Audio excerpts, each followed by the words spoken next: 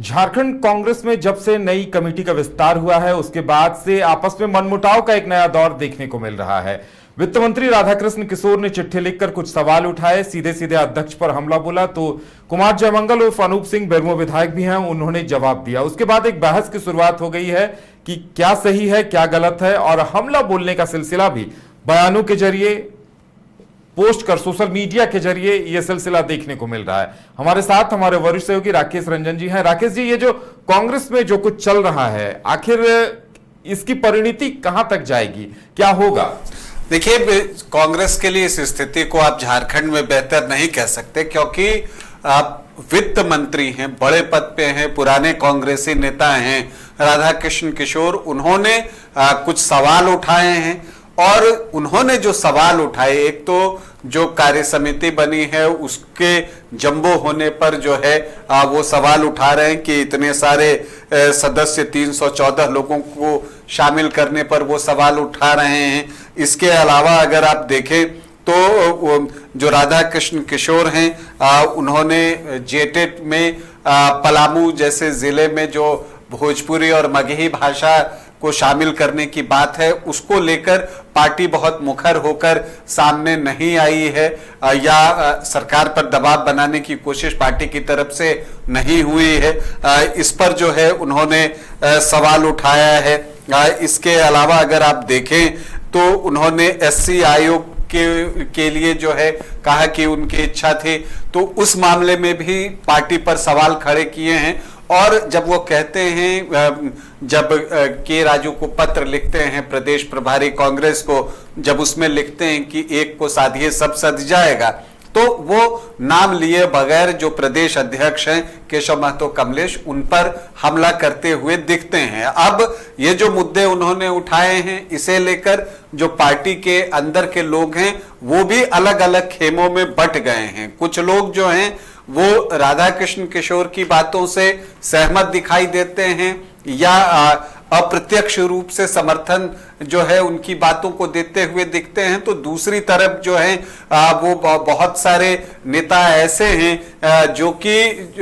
आपको राधाकृष्ण किशोर को नसीहत देते दिखते हैं कि ये बातें आपको पार्टी फोरम पर कहनी चाहिए, और ये भी कहते हैं कि प्रदेश नेतृत्व पर सवाल उठाना मतलब आला कमान पर सवाल उठाना होता है, क्योंकि प्रदेश नेतृत्व तो तय ही आला कमान करता है। तो ऐसी परिस्थिति में उस पर सवाल उठाना आला कमान पर सवाल उठाने जैसा है। जो खबर आई थी, कुमार जयमंगल ने कहा कि कांग्रेस में होना और कांग्रेसी होना दोनों में काफी अंतर है, ये बात उन्होंने कही, और कहा कि पार्टी के गाइडलाइन से कोई भी बाहर नहीं है, शीर्ष नेतृत्व ही सब कुछ तय करता है। प्रदेश नेतृत्व पर सवाल उठाने का मतलब शीर्ष नेतृत्व पर सवाल उठाना है। इसके अलावा आप देखें जो डिप्टी सीएलपी लीडर हैं राजेश कच्छप, अगर उनकी बात कीजिए तो